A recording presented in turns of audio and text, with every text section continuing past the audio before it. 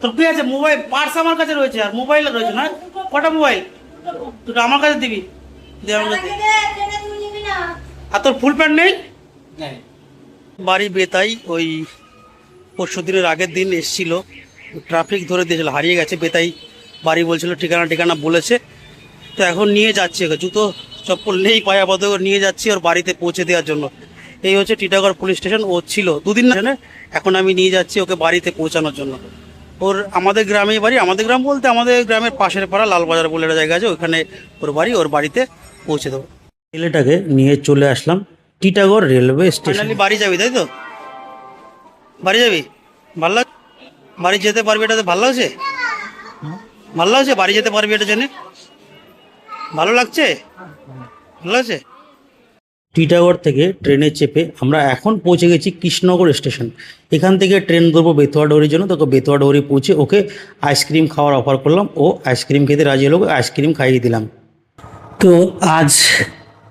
আজকে ছেলেটাকে আমার দায়িত্ব পড়েছে, আর ওই যে লালবাজার মাঠপাড়া বাড়ি, ওর দায়িত্ব পড়েছে আমার, যে আমাকে নিয়ে ওকে বাড়িতে পৌঁছে দিতে হবে। তো যেই কথা সেই কাজ। আমি বললাম ঠিক আছে নিয়ে যাবো, কোনো চাপ নেই। তো বলিয়ে দিয়ে রেডি করে ওকে গুছিয়ে গাছিয়ে নিয়ে চলে এসেছি। ওই যেমন হয়, ব্যাপার হচ্ছে যাবো কোন দিক দিয়ে, পলাশিপাড়া হয়ে না তেহট্ট ঘাট পার হয়ে। আমার তো ইচ্ছা আছে যে তেহট্ট ঘাট পার হয়ে যাবো, ওদিক দিয়ে গেলে সুবিধা হয়। তেহট্ট ঘাট পার হয়ে যাবো, ঘাটে মনে হয় এখনো পুরোপুরি জল হয়নি। তেহট্ট ঘাট পার হয়ে যাব, আর সামনেই বার্নিয়া বাজার আসবে।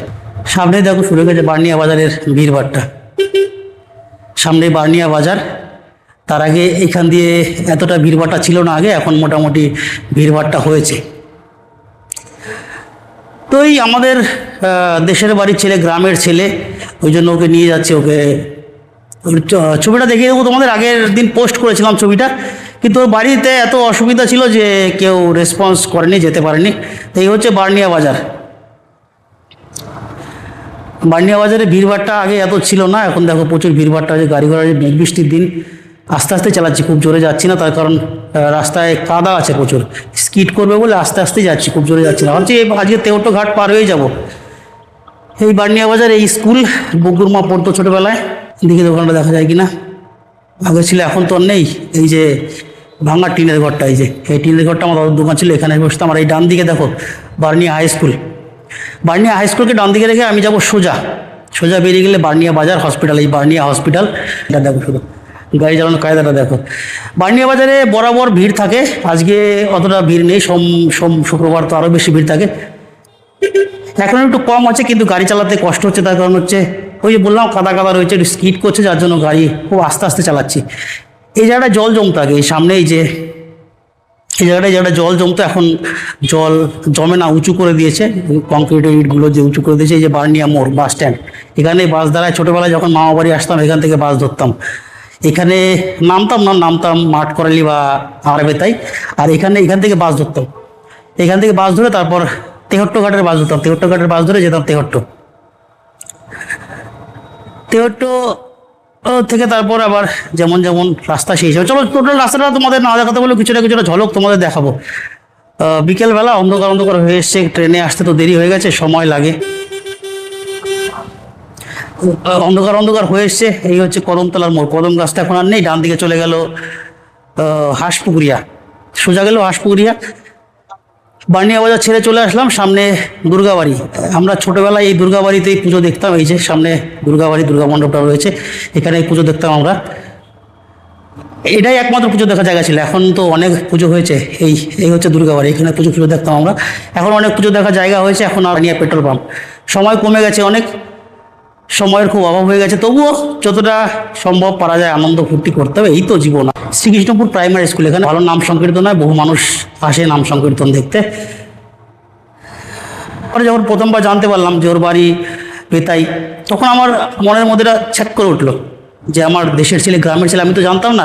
প্রথমে যখন দেখলাম ওর সাথে, ওকে দেখলাম, তখন খুব মায়া হচ্ছিল। পরে একটু ফাজলামো করলাম, ফাজলামো করলাম, তখন তো আরও মায়া হলো। এই ব্রিজগুলো দেখো, এই যে রাস্তার মাঝে ফাঁকা মাঠের মধ্যে, এখনও এই রাস্তাগুলোতে জল হয়নি।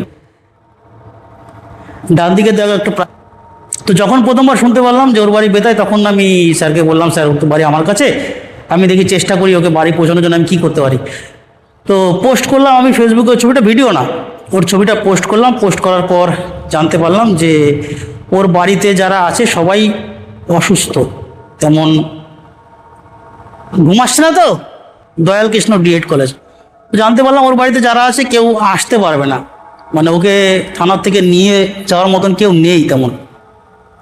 আমি স্যারকে বললাম, স্যার আমি ওকে পৌঁছে দিতে পারি, কিন্তু যাও একটু দিয়ে এসো। আমি রাজি হলাম, দেখো রাস্তায় কাদা দেখো, গেলাম, বললাম ঠিক আছে স্যার, অসুবিধা নেই, আমি ওকে পৌঁছে দিতে পারবো, চাপের কিছু নেই। তো দায়িত্ব নিয়েছি, দায়িত্ব নিলে তো দায়িত্ব পালন করতে হবে। দেশের ছেলে, গ্রামের ছেলে নয়, অন্য পাড়ার ছেলে, কিন্তু আমার বেতায়েরই ছেলে, জুনিয়র হবে আমার থেকে। তো দায়িত্ব যখন নিয়েছি আমি পৌঁছে দেবো, স্যার কোনো চাপ নেই, আপনি দিতে পারেন। তো স্যার বিষ্ণুবাবু বিশ্বাস করে আমার হাতে তুলে দিয়েছে। এখন আমি ওই যাচ্ছি ওকে দিতে, ফাঁকা রাস্তার মধ্যে দিয়ে। এই রাস্তা দিয়ে না আসলেই ভালো হতো, যা কাদা। আমার মনে হয় দেখো জল এখনও তেমন হয়নি, পাট পড়াচ্ছে সবাই, যা কাদা, এই রাস্তা দিয়ে না আসলেই ভালো হতো, পলাশিপাড়া হয়ে গেলেই ভালো হতো। বাবারে কি অবস্থা রাস্তার, ভাই রে ভাই। যাই আস্তে আস্তে, পুরো রাস্তাটা কেমন পাবো জানি না। বাড়ি পর্যন্ত পৌঁছে দেবো, বাড়ি পর্যন্ত পৌঁছে দিয়ে স্যারকে কনফার্ম রিপোর্ট দেওয়া পর্যন্ত দিতে পারলে আমি মোটামুটি একটা দায়মুক্ত হতে পারবো। যাই দেখি আস্তে আস্তে ধীরে ধীরে যেতে যেতে তোমাদের সাথে গল্পও হবে অনেক। রাস্তায় প্রচুর কাদা রয়েছে। তো ওর তো ভাগ্য ভালো যে ওর ভাগ্য ভালো যে ও ব্যারাকপুরে গিয়ে দাঁড়িয়েছিল, ওকে ব্যারাকপুরে পাওয়া গেছে। নয় যে আজকে ভাবো না ওর বাবা মা যেতে পারলো না। যদি অন্য কোনো দূরের কোনো থানায় যেত বা দূরে কোথাও চলে যেত, তাহলে তো ওইভাবেই থাকতো, ওকে অন্য কোনো সিস্টেম করে অন্য কোনো ব্যবস্থা করে আনতে হতো, কষ্ট পেত অনেক। তো কথায় কথায় চলে আসলাম হাঁসপুকুরিয়া বাজার। হাঁসপুকুরিয়া বাজারের ডান দিকে একটা সিঙ্গারার দোকান আছে, সিঙ্গারার দোকানের সিঙ্গারাটা বেশ বিখ্যাত। এখন সময় নেই, সন্ধ্যা সন্ধ্যা হয়ে এসছে, অন্ধকার অন্ধকার হয়ে এসছে, ওকেও বাড়িতে পৌঁছাতে হবে, যার জন্য এখন আর দাঁড়াবো না সিঙ্গারা খাওয়ার জন্য। এই হচ্ছে হাঁসপুকুরিয়া বাজার। হাঁসপুকুরিয়াও ভালো হাট বসে। হাঁসপুকুরিয়ায় হাট কী বারে বসে আমার জানা নেই, যদি কারো জানা থাকে একটু জানিও। কিন্তু দু একবার যাওয়া আসার সময় দেখেছি হাঁসপুকুরিয়ায় ভালো হাট বসে, বেশ সবজি টবজি, লোকাল সবজি টবজি পাওয়া যায়। দেখো কত জমজমাট হয়ে যাচ্ছে, আগে হাঁসপুকুরিয়াও এত জমজমাট হয়ে গেছে, মানে আগে তো কিছুই ছিল না, তারপর আস্তে আস্তে দেখো এত জমজমাট হয়ে গেছে, অনেক জমজমাট হয়ে গেছে। বট গাছের তলায় দাঁড়িয়ে আমি, বুকুর মা সিঙ্গারা খেয়েছি। আমাদের যে ফাঁকা দেখাতে ছিলাম না, দেখো ফাঁকাটা, দেখো ফাঁকার পরিমাণটা দেখো খালি, মানে ভয়ঙ্কর ফাঁকা। এই ফাঁকায় বলো সন্ধ্যাবেলা রাতের বেলা কেউ যাওয়ার সাহস পায়? জমির থেকে সব উঠেছে গাড়ি নিয়ে, আর দেখো চ্যাপচ্যাপে বৃষ্টি হয়েছে। ওরে বাবা রে বাবা, এই রাস্তা পলাশিপাড়া হয়ে গেলেই ভালো হতো। আসার সময় আসবো না এই রাস্তা দিয়ে, কোনোভাবেই আসার সম্ভব না। আসার সময় পলাশিপাড়া হয়, আর কিচ্ছু করার নেই তাছাড়া। পুরো গলন কাদা, দেখা যাচ্ছে নিশ্চয়ই। আসার সময় পলাশিপাড়া হয়ে আসবো, এই রাস্তা দিয়ে আসবো না। দেখো এই হাঁসপুকুরিয়া ছেড়ে আসার পর আর একটা ছোট্ট চায়ের দোকান আছে ফাঁকা মাঠের মধ্যে, চায়ের দোকান, গ্রাম, ফাঁকা জায়গা, মাঠের মধ্যে, গ্রাম থেকে লোকজন আসে, চা টা খায়, বসে এখানে। এই তো গ্রামের জীবন, ভালো গ্রামের জীবন, বেশ সুখে স্বাচ্ছন্দ্যে মানুষ থাকে। পয়সার একটু অভাব থাকলেও শান্তির অভাব নেই। গ্রামে বসবাস করার একটা আলাদা রকম শান্তি আছে। ফাঁকা জায়গা, ফাঁকা মাঠ, ফাঁকা রাস্তা, সব মিলেমিশে একটা সুন্দর পরিবেশ। দেখো কত ফাঁকা, তোমাদের বলেছিলাম না প্রচুর ফাঁকা জায়গা দেখাবো, দেখো কত ফাঁকা জায়গা, প্রচুর ফাঁকা জায়গা রয়েছে। বেশি ভিডিও করবো না, ওকে পৌঁছে দিই। দেখি তেহট্ট ঘাটে গিয়ে আবার তোমাদের সামনে তেহট্ট ঘাট।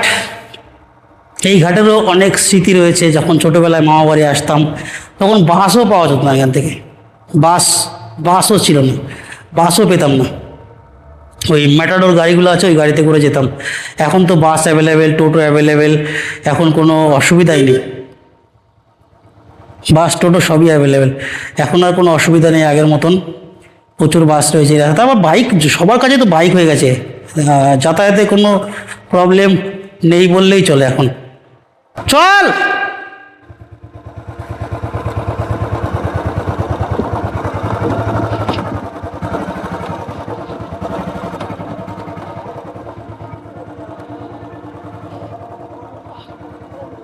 বাঁশের সাঁকো ছিল, এখন সাঁকো নেই, নৌকা চালু হয়ে জল বেড়েছে, গঙ্গার নদীর জল বেড়েছে, যার জন্য নৌকা চালু হয়ে গেছে। এই সামনে দাঁড়িয়ে রয়েছে, একে দেওয়ার জন্যই যাচ্ছি। এবার এই লালবাজার মাঠ পাড়ায় প্রায় যাচ্ছি। ভাষা সাঁকো তো নেই, নৌকা চালু গেছে।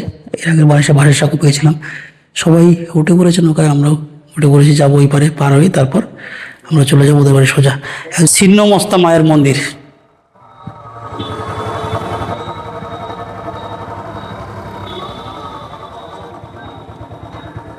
এই যে ছিন্ন মস্তা মায়ের মন্দির, ডান দিকে চলে গেল বর্ডার রাস্তা, আর আমি যাব সোজা। সোজা গেলেই বেতাই।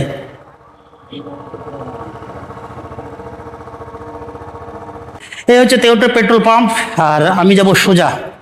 এই রাস্তাটাও অনেক স্মৃতি বিজড়িত রাস্তা আমার। যখন তেওটে স্কুলে পড়তাম, এই রাস্তা দিয়ে দুবেলা যাতায়াত করতাম এই রাস্তা দিয়ে। তখন সাইকেল নিয়ে যাতায়াত করতাম, এখন আমার নন্দী হয়েছে, টিনি হয়েছে।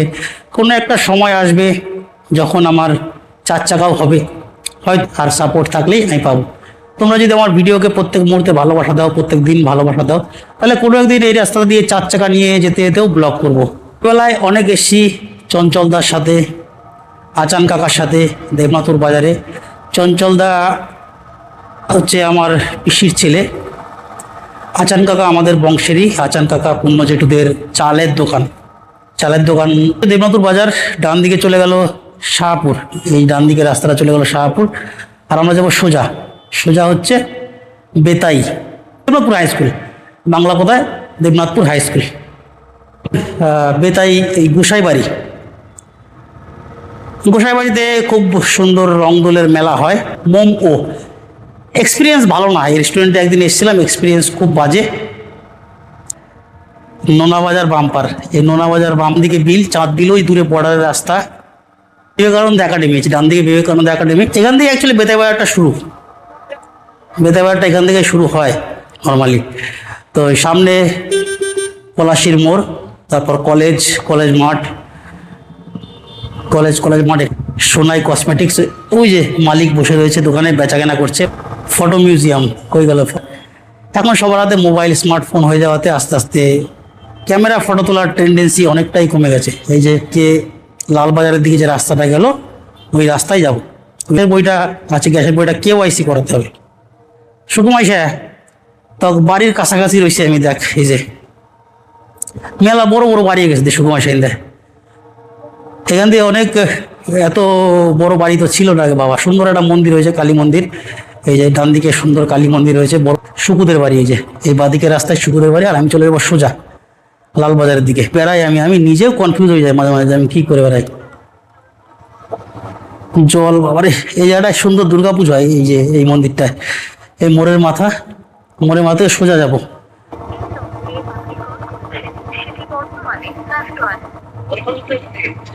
এই যে ময়রা বাড়ির সামনের রাস্তা দিয়ে ঢুকলাম, সোজা আসবো। এই একটা মোড় আছে ময়রা বাড়ির সামনের দিকে ছাড়িয়ে এসে, একটা 3 রাস্তার মোড় আছে। একটা টোটো দাঁড় করানো আছে। কতটা যেতে হবে আরো?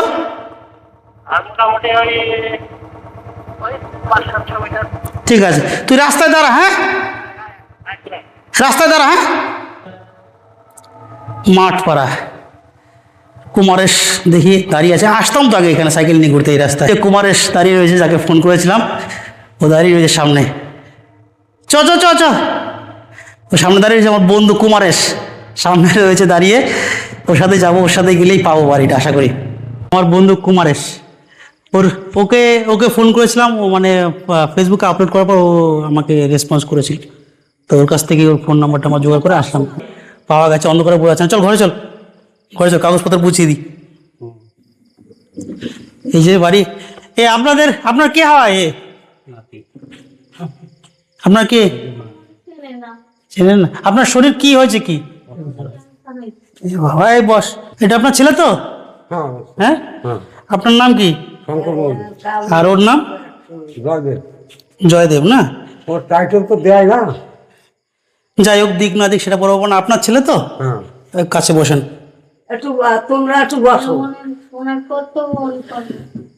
তাহলে আপনার ছেলেকে আপনি বুঝে পেয়ে গেছেন। এ কোথায় গেছিল জানেন? ব্যারাকপুর চলে গেছিল। ওইখানে ওইখানে টিটাগড় থানায়, আমি ওখানে চাকরি করি টিটাগড় থানায়। আমার বাড়ি হচ্ছে বেতাই সাধু বাজার। তো ও যখন ঠিকানা বললো, আধার কার্ড আমার কাছে আছে, ওর ভোটার কার্ড আধার কার্ড সব রয়েছে, আমি দেবো আপনাদের, দেবো, দুটো ফোন আছে ওর কাছে, আর ভোটার কার্ড আধার কার্ড রয়েছে, এগুলো আপনাকে দিয়ে যাবো। তাহলে আপনার ছেলে আপনি বুঝে পেয়ে গেছেন, আর কোনো অসুবিধা নেই তো? আমি না ঠিক মতন আসছে না, ঠিক অন্য কারো কাছে গেলেও আসতো, কিন্তু ঘটনা আমি কাছের তো, তাহলে আমি তাড়াতাড়ি পেয়ে গেলাম। অন্য কারোর কাছে গেলে হয়তো তাড়াতাড়ি আসতে পারতো না। এ তোর কি কি ছিল আমার কাছে? আর